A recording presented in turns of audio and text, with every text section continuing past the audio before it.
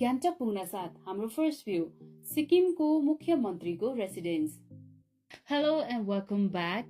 आज हामी छौँ सिक्किमको गान्तोक सहरमा र हामी जाँदैछौँ एमजी रोड। तर त्यो दिन एकदमै भिड थियो किनभने सिक्किमले 50 वर्षको स्टेटशिप मनाइरहेको थियो।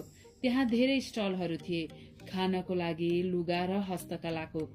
साँझतिर सांस्कृतिक कार्यक्रम पनि चलिरहेको थियो। रमाइलो माहौल, हाँसो र रमझमले भरिएको।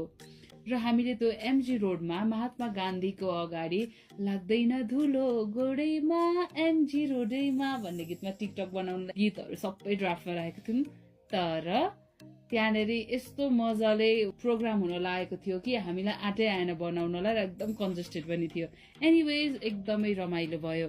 हामीले त्यहाँ पानीपुरी पनि खायौँ अनि चाट पनि र सफ्टी पनि एकदमै मिठो थियो। र हामी ती एमजी रोडभरि नै बेलुकाभरि डुलिरहेका थियौँ। बाटोहरू कुनाको एकदमै धेरै डरलाग्दो र इन्ट्रेस्टिङ पनि। एकैछिन प्रोग्राम हेरेर साँझ भए पछाडि हामी गयौँ खानको लागि।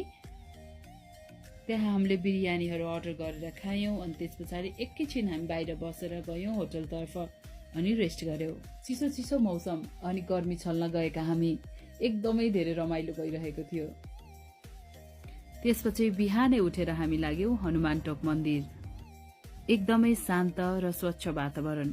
यो मन्दिर बिहान जानु राम्रो हुने रहेछ किनभने खासै बिहान भिडभाड पनि नहुने अनि मौसम पनि एकदमै सफा र हिमालहरू पनि स्पष्ट देखिने। र सायद यो महिना नै एकदमै धेरै राम्रो रहेछ घुम्नको लागि।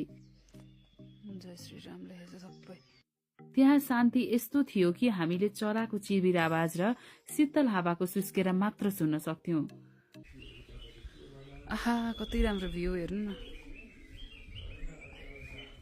यता राम सीताको मन्दिर, यता हनुमानजीको मन्दिर अनि यहाँ चाहिँ सिक्किमको मन्दिरको हनुमान यो मन्दिर कसरी बन्यो त्यसको इतिहास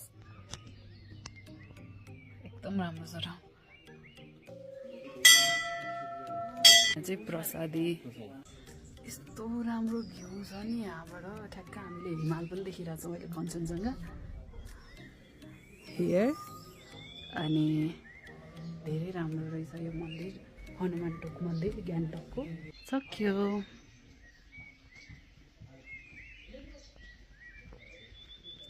यति राम्रो छ। यस हनुमान टोक मन्दिरको म्यानेजमेन्ट चाहिँ सबै आर्मीहरूले नै गर्नुहुने रहेछ। र त्यही हनुमान टोक मन्दिरमा डोसा साम्बर चटनी खाएर चाहिँ हामी निस्क्यौँ गणेश टोक मन्दिरको लागि। अब हामी सेकेन्ड पोइन्ट आइसकेको छौँ गणेश